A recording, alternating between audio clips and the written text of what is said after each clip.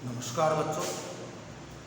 कल हमारे पद्य भाग में चौथा जो अध्याय है बिहारी वो पूर्ण हो चुका है।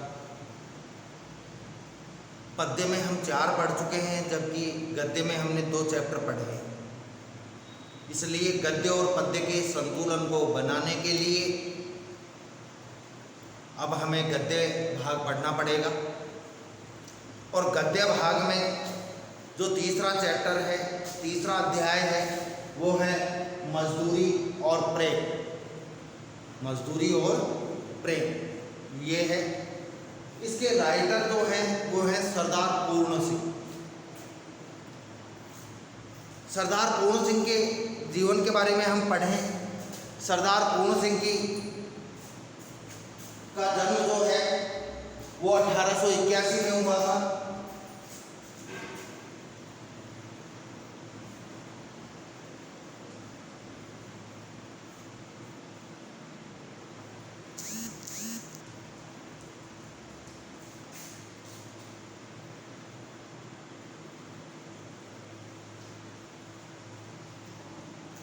और मृत्यु 1931 में हुई थी।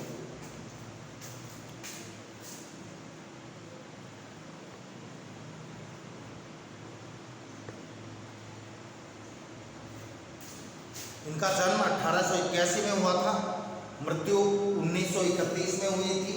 इनका कहाँ क्या था मामला देखिए। सरदार पूर्ण सिंह हिंदी के मूर्धन्य निबंधकार थे, सबसे ऊंचे दर्जे के उच्च श्रेणी के निबंधकार थे सरदार पूर्ण सिंह। हिंदी, अंग्रेजी और उर्दू के मर्मज्ञ विद्वान, हिंदी के, उर्दू के और अंग्रेजी के गहराई से इनको जानने वाले, इनके मर्म को, इनके भेद को जानने वाले विद्वान थे। यानी हिंदी, अंग्रेजी और उर्दू के बहुत अच्छे ज्ञाता थे। तो हिंदी, अंग्रेजी और उर्दू के ज्ञाता सरदार पूर्ण सिंह के निबंधों में क्या मिलता है? सच्चे हृदय के सच्चे उद्गार, यानी जो दिल में बातें थी वही बातें इन्होंने कही हैं। यानी कोई अलग से दिखावा करने वाली बातें इन्होंने नहीं कही है। दिल के सच्चे उद्गार प्रकट किए, जो दिल में भावना थी वही प्रकट किए अपने निबंधों में। आध्यात्मिकता, धर्म की बातें भी की हैं कई निबंधों में। वे चमत्कारिकता की भरमार मिलती है, चमत्कारिक निबंध लिखे हैं इन्होंने। इनके निबंधों को पढ़कर एक बार ऐसा लगता है कि यार क्या ऐसा हो सकता है?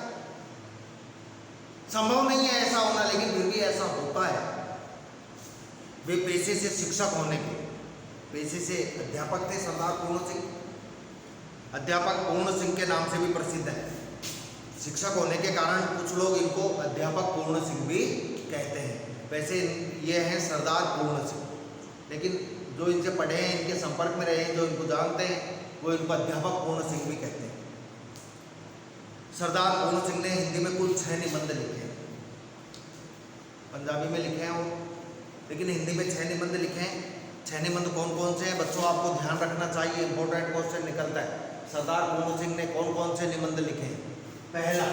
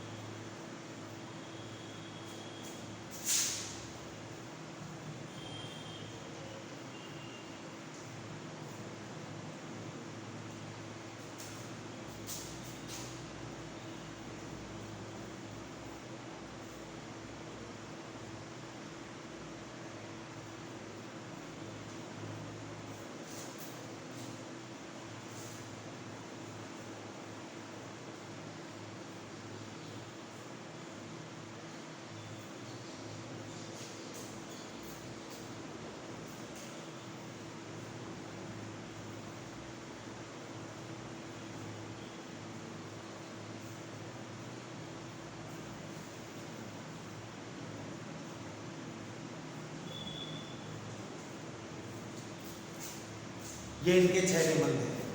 सच्ची वीरता, आचरण की सभ्यता, मजदूरी और प्रेम जो आपके हैं चैप्टर, अमेरिका का मस्ताना योगी वॉल्ट विटमैन, कन्यादान और पवित्रता, ये 6 निबंध इन्होंने लिखे। अपने इन 6 निबंधों से ही सरदार पूर्ण सिंह जी ने हिंदी गद्य साहित्य के क्षेत्र में अपना गौरवपूर्ण स्थान बना लिया। आज सम्मान से इनको याद करते हैं। गौरवशाली स्थान बना लिया केवल इन 6 निबंधों की बदौलत। सरदार पूर्ण सिंह के निबंधों में उदाहरण, दृष्टांत और उद्बोधन शक्ति अत्यंत प्रभावशाली है। उदाहरण अच्छे अच्छे दिए। दृष्टांत मतलब सामान्य कथन कहकर उसके समर्थन में कोई बात कही जाए। उद्बोधन शक्ति, बात कहने की जो ताकत है, क्षमता है, वो अत्यंत प्रभावशाली।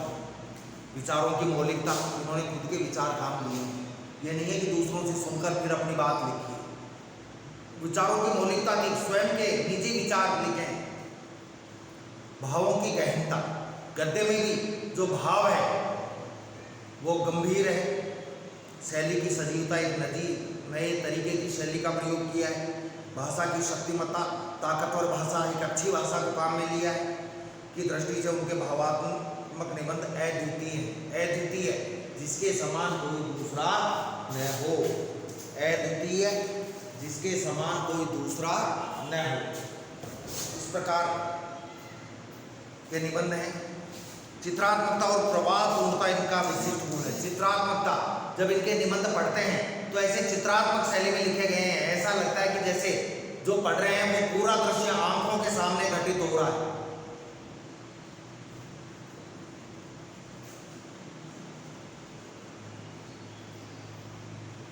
शब्द चयन में लाक्षणिकता का गुण विद्यमान है। लक्षण और शब्द शक्ति को काम में लिया है, जिसको समझने के लिए थोड़ा सा दिमाग पर जोर डालना पड़ता है। प्रस्तुत निबंध, मजदूरी और प्रेम, मेहनतकश लोगों के श्रम और उसके सच्चे मूल्य की विवेचना की गई। जो मेहनत मजदूरी करने वाले हैं, उन लोगों को उनकी मेहनत मजदूरी का सच्चा मूल्य, पूरा मूल्य मिलना चाहिए। न केवल पूरा मूल्य मिलना चाहिए, पाठ का नाम है मजदूरी और प्रेम। पूरा मूल्य देने के बाद भी उनके प्रति प्रेम भाव होना चाहिए, सम्मान का भाव, आदर का भाव होना चाहिए। इसमें कुछ उदाहरणों से समझाया गया है। किसान का खेती करना,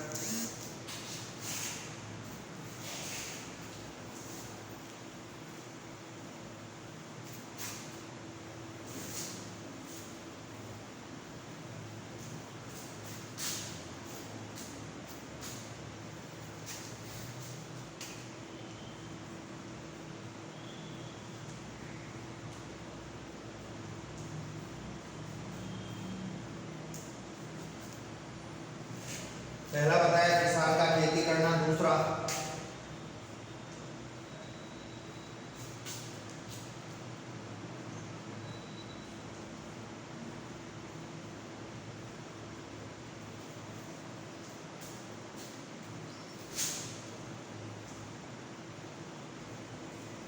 गडरिया का भेड़ चराना। ये दोनों बातें आपके इस चैप्टर में है। तीसरा, किसी मजदूर द्वारा किए गए कार्य का मूल्य केवल पैसे से नहीं आंका जा सकता।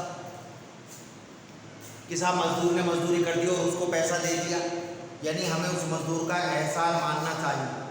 व्यक्ति के पास लाख रुपए हो, करोड़ों रुपए हो, लेकिन उन पैसे से वो कुछ नहीं कर सकता यदि उसके पास काम करने वाले लोग न हो तो।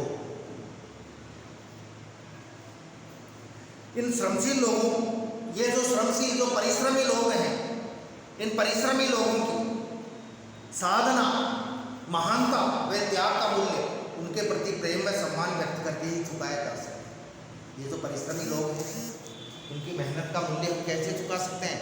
उनके प्रति इनका हम सम्मान करें, आदर करें, प्रेम व्यक्त करें इनके प्रति।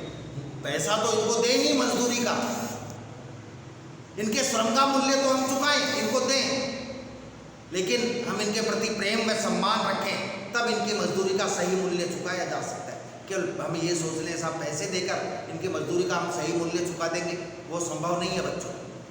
हमारा यह कर्तव्य बनता है कि इनके प्रति श्रद्धा एवं स्नेह का भाव अपने हृदय में रखें। कोई व्यक्ति हमारा घर बनाए, मकान बना दे हमारा, हम उसको पैसा देते हैं, वो हिसाब हो जाए बराबर। लेकिन बच्चों, उसने अपना पसीना बहाया है हमारे घर को बनाने में, तो हमें उनके प्रति प्रेम और आदर का भाव हमेशा रखना चाहिए। ये नहीं है कि साहब मकान बना लिया तो पैसा दे दिया, बात खत्म, अब उनका कोई मतलब ही नहीं। उनके प्रति प्रेम है, सम्मान का, आदर का भाव होना चाहिए, क्योंकि ईश्वर के सच्चे प्रतिनिधि वही हैं।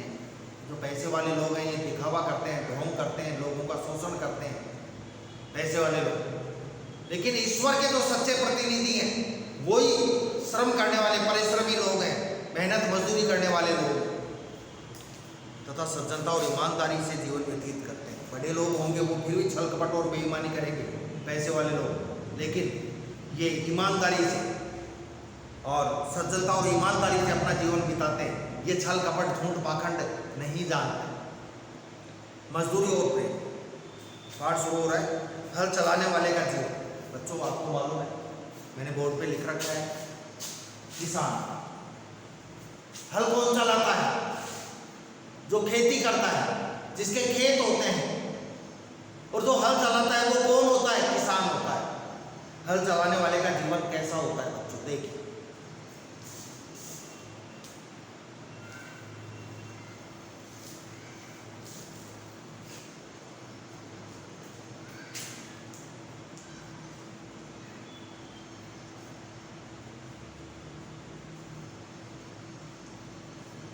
किसान का जीवन, हल चलाने वाले और भेड़ चराने वाले। भेड़ चराने वाला गटर है, हल चलाने वाला किसान। प्राय स्वभाव से ही साधु होते हैं, ये सज्जन होते हैं। किसान भी छल कपट झूठ पाखंड नहीं जानते। और जो भेड़, आजकल तो कम हो गए भेड़ चराने वाले गटर ही, पहले तो किसी से अच्छा व्यवसाय था, लोग अपना काम चला लेते थे। तो ये स्वभाव से ही साधु होते हैं, बिल्कुल सीधे सच्चे मन के होते हैं। ये छल कपट झूठ पाखंड दिखावा नहीं जानते। हल चलाने वाले अपने शरीर का हवन किया करते हैं। हल चलाना कोई आसान काम नहीं है, अपने शरीर का हवन करना पड़ता है, अपने शरीर के सुखों को त्यागना पड़ता है, अपने शरीर को यातना दी जाती है, कष्ट उठाना पड़ता है। खेत उनके हवनशाला, खेत उनके हवनशाला है। जैसे कोई हवन करता है ना, यज्ञ करता है, तो यज्ञ के लिए अग्निकुंड भी बनाया जाता है, उसमें लकड़ियाँ डाली जाती हैं। तो खेत तो इनकी हवनशाला है, और ये खुद स्वयं होम करते हैं, हवन करते हैं। अब हवन कुंड में कुछ डाला भी जाता है, उनके हवन कुंड की ज्वाला की किरणें हवन कुंड में कुछ डालते हैं। लेकिन ये जब हवन करते हैं तो क्या उत्पन्न होता है? चावल के लंबे और सफ़ेद दानों के रूप में निकलती है। चावल के लंबे और सफ़ेद दाने हैं, उनके रूप में वो निकलती है। कहने का मतलब है, हवन करते हैं, जो हवन करने वाला होता है वो हवन कुंड से जब हवी डालता है तो उसमें आग की लपटें उठती हैं। लेकिन किसान के हवन करने से क्या निकलता है? चावल के लाल और सफ़ेद दाने निकलते हैं। मतलब फसल का उत्पादन होता है, अन्न का उत्पादन होता है। गेहूं के लाल लाल दाने इस अग्नि की चिंगारियों की डालियाँ सी, गेहूं के लाल दाने हैं, ऐसा लगता है इस चिंगारी की डालियाँ हैं। मैं जब कभी अनार के फूल और फल देखता हूँ तब मुझे बाग के मालिक का रुधिर याद आता है। जब मैं कभी अनार के फलों को और फूलों को देखता हूँ तब मुझे उस बाग के मालिक का खून याद आ जाता है, रुधिर याद आ जाता है कि शायद इसमें उसके रुधिर का कुछ भाव होगा।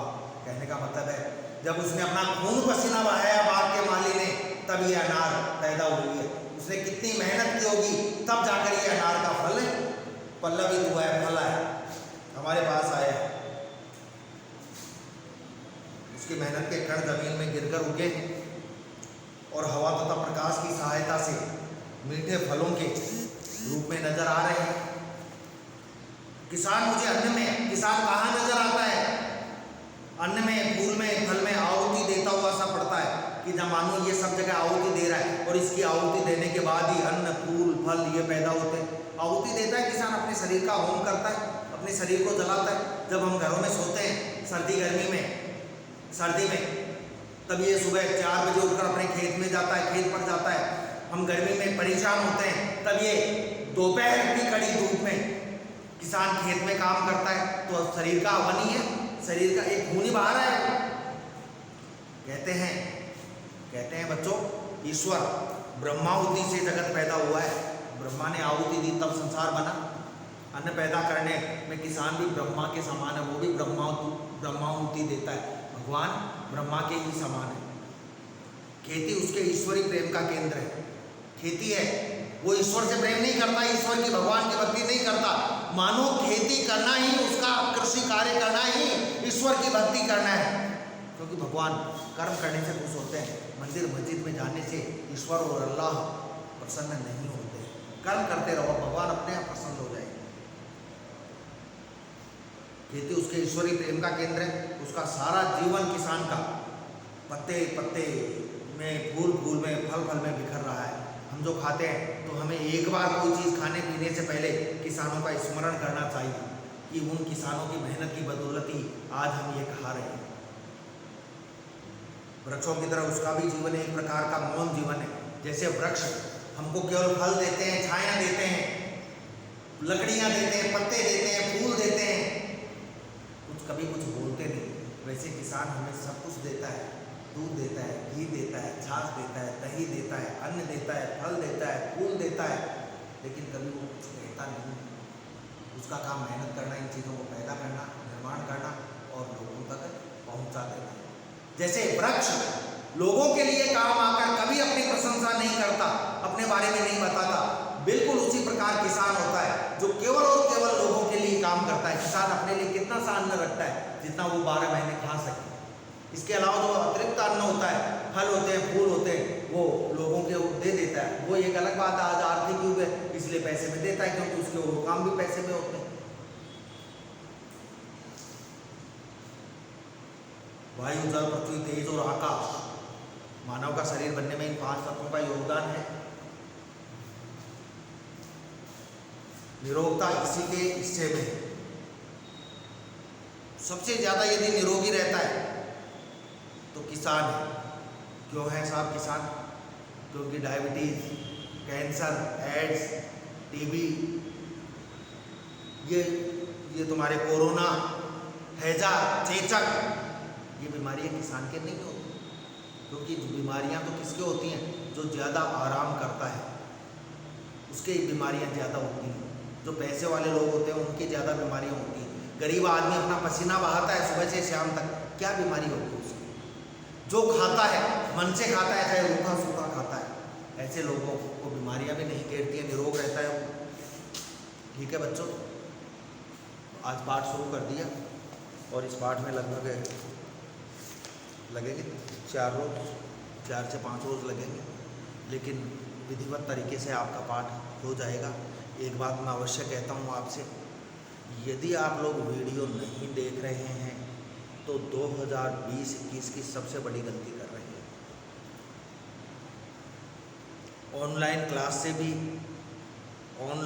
से भी ज़्यादा बेहतर चीज़ आपके लिए वीडियो है, इसलिए आप निश्चित रूप से आपको इन्हें देखना चाहिए। वीडियो से एक प्लस पॉइंट ये भी है कि इसे आप बार बार देख सकते हैं। कोई चीज़ समझ में नहीं आए तो दोबारा देख सकते हैं, इसलिए इस बात का ध्यान रखें। ठीक है, धन्यवाद।